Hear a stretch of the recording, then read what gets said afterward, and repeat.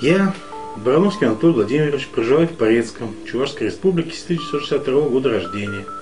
Родом я из города Челябинска. В детстве часто приезжал в Порецк к бабушке с дедушке и воспитывался у них, учился.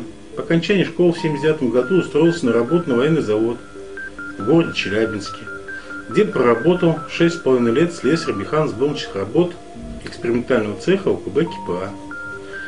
В 1988 году в связи с процессом разоружения и сокращением военного производства перестали поступать заказы, перестали задерживать заработную плату.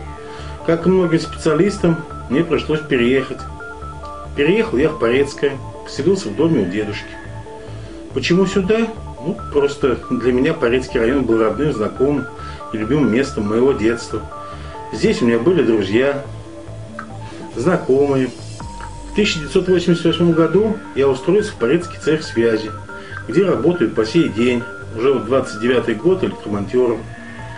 В те годы мы обеспечивали район постоянной телефонной связью и радиовещанием. В связи с тем, что последние 8 лет в Советском Союзе отрицательно относились к связи и просто халатно, практически все линии в районе вышли из строя. Помню, как зимой на стареньких ГА-66 под дырявым темпом по темному утру выезжали на работу и целый день опять до темна меняли провода, опоры, чтобы все работало. Что говорить, тяжело было, но молодость брала свое. Зато люди могли дозвониться в любое время. Ведь если у вас не работает телефон и у кого-то ЧП, ты не можешь дозвониться ни в скорую, ни в милицию, ни в пожарную часть. Все может случиться. Плачевно обернуться для людей. До сих пор вспоминаю своих товарищей по цеху, своего начальника Людмилу Николаевну Рязанову, заместителя Вячеслава Анатольевича Малинина, опытных монтеров Александра и Владимира Тютяева, которые обучали меня азам работы. Многие из них уже на пенсии, многих уж нету, но все равно об них вспоминаю с теплом и благодарностью. Время шло, технологии менялись, появлялась сотовая связь, интернет, усложнилась наша работа. В процессе работы появлялись новые навыки, но, как и прежде, связь нужна была людям. Если раньше был телеграф, чтобы поговорить с близкими, и нужно было идти на почту, заказывать переговоры, долго ждать в очереди, то сейчас любой, где бы он ни находился, может просто дозвониться, не выходя из своего дома до любого уголка планеты. Это же просто гениально. Сотовая связь – безусловно историческое приобретение человечества. В результате катаклизмов природы она может подвести.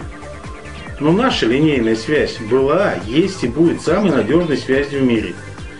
Сейчас в мире технологий появился новый кабель – стекловолокно.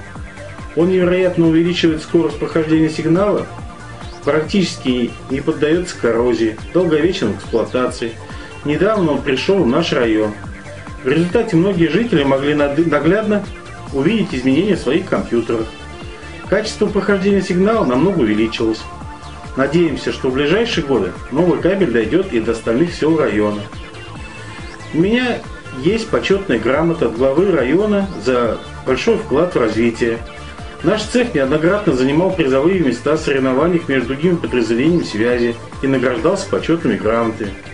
Конечно, годы мои уже не те, но все же я мечтаю доработать до пенсии в родном коллективе на любимой работе и быть полезным людям.